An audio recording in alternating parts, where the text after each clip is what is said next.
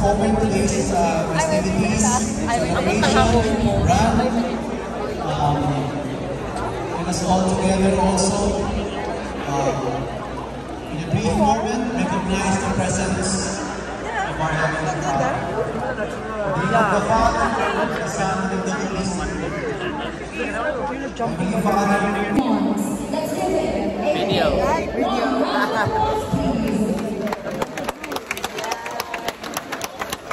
When the song ended, when the Philippine anthem Blue Night families and friends. It's an honor to spend a beautiful, windy, cool morning with you guys. As you know, the Blue Night run is now a tradition. And it's also being initiated by the start 10, 9, 8, 7, 6, 5. Hi guys, so from Ateneo de Davao University, from this point, ano ba itong building na to? Basta dito malapit sa Davao Light, Aboitiz is 2.5 kilometers. So malayo-layo pa tayo guys. Ang layo ng mga agwat oh. Let's go!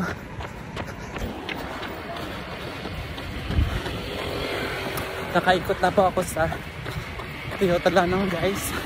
So yun yung turning point namin sa 10 kilometers. So naka 5 na ako, more than 5 na. Let's go! Hirap kasi may konti lang naman na elevation yung pataas. Konti lang. Let's go!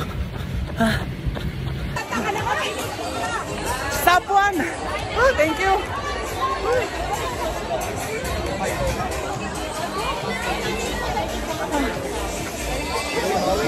Thank you, Lord.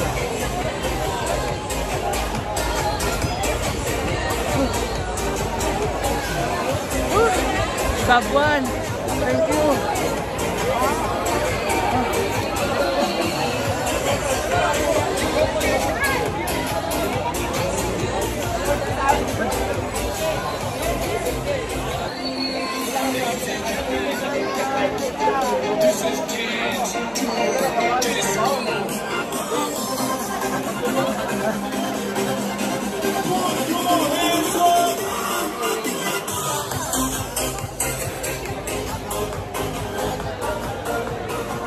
Dito pala.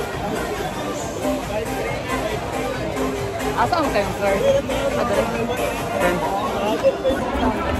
Okay.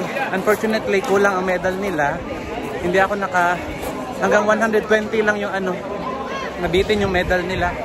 So yung number ko kasi is 183. Okay lang. At saka 10 kilometer tayo. Next week daw makukuha. So okay lang.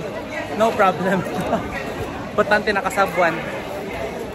So sub 1 means kailangan mo matapos ang 10 kilometers less than 1 hour. That's sub 1. Tapos yung 30 minutes, yung 5 kilometers ko, 29 minutes. Kanina pa ako, hindi ako nakapag-video. Hindi ko na-video yata kanina sa taas. So, importante, pag nag-join kayo ng ganito, dapat meron kayong Strava app. Maganda pag may Strava app. Baka muna tayo ng food. Sila muna tayo.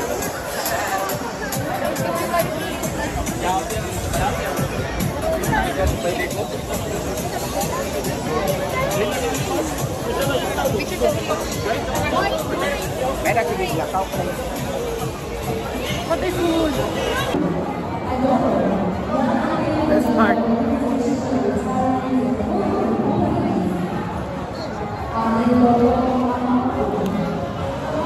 Wala tayong medal.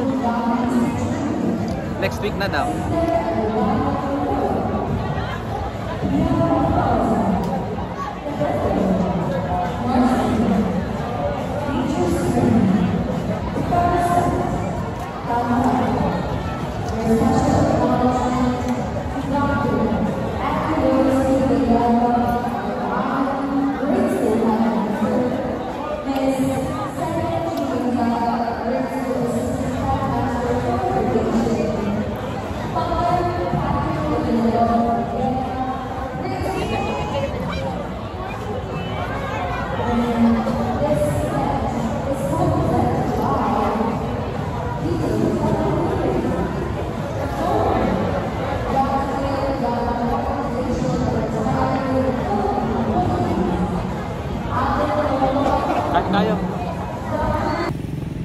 So ayun guys, umalis na ako sa school sa Ateneo.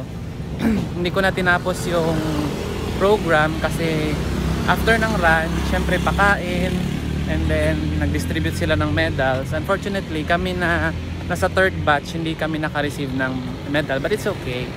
Ang importante, nakatakbo kami, and then na tapos ng matiwasay, nang walang problema, tsaka naka sub 1 ako. Ibig sabihin, again, I think na ano ko na yung na-mention ko kanina, ang sub 1 is pag natapos mo ang run, yung 10 kilometer run ng less than 1 hour. So 59 as in, ano na lang talaga, segundo na lang. 59.50 something yata yung ano ko, yung run ko kanina, diba, imagine. Tapos nung nakaraang araw, naka 58.54 ako. So 1 minute yung pagitan.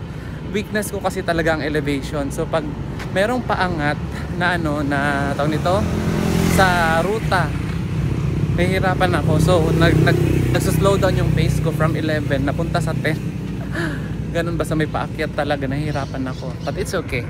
As long as natapos ko siya ng less than 1 hour, I am still very happy. Yan. Yan siya. Ang hapdi ng ano ko sa may kilikili kasi masikip ang damit. So yun ang problem. So pag nagra-run kayo, see to it na dapat comfortable kayo and dapat tawag nito yung hindi mahigpit ang damit. Kasi kanina okay pa naman to, maluwang. Siguro dahil sa nagpawis ako, dumikit na siya kasi dry fit siya. Dumikit siya sa ano ko, sa dito sa may singit ko. And then so ayun guys, dada ako ng dada. Full storage na pala ang aking phone. So dito ako sa kabilang phone. So magkaiba ang quality ha, pasensya na kayo. Sabi ko, masikip itong, tingnan nyo, nagpula, nagkaroon ng rashes kasi masikip yung damit. Basta pag nakikis-kis yung ano, yung damit sa ano mo, sa balat mo, talagang magkakaroon siya ng rashes. And then yan yung tawag dito, yung dahilan kung bakit nangingitim yung ano, yung singit. Buti na lang hindi sa singit, sa baba ng ano, sa baba ng kilikili. Ay, dito oh, kasi sa may kamay na siya. Papunta na siya dito sa arms ko. Mahapdi kasi nga nakakaskas dahil nga ano, tawag nito, yung dumikit siya dahil sa pawis. Yun. So nagkaroon ng friction, kaya nararamdaman ko ngayon medyo mahapdi. So pagdating sa boarding house, papalitan ako kaagad ng damit. Yun, tsaka na ako maliligo, mamaya na ako maliligo kasi papahinga muna ako, no? So yun, yung Blue Night Run kasi kahit wala akong medal, okay lang. Next week daw, baka next week makuha. So bale, ano tawag nito, yung naging ano na to, parang tradition yan ng Ateneo na magpatakbo every year. So next year ulit, inshallah na hindi pa tayo makalipad, sana. Pero kung ibigay man ni Lord na yung US natin maaga-aga, sana ibigay na ni Lord para sa family. Kasi lahat naman ng ginagawa ko para sa family naman, hindi naman para lang sa sarili ko. Siyempre andun yung pangarap, pero kasama sa pangarap ko yung pamilya ko. Yan, so yun. Let's go. Uwi na tayo, uwi na kami. Sorry, uwi na kami, may kasama. Uwi na tayo. Uwi na ako sa boarding house. Naglalakad lang ako kasi sayang steps guys, no? Ciao, bye bye.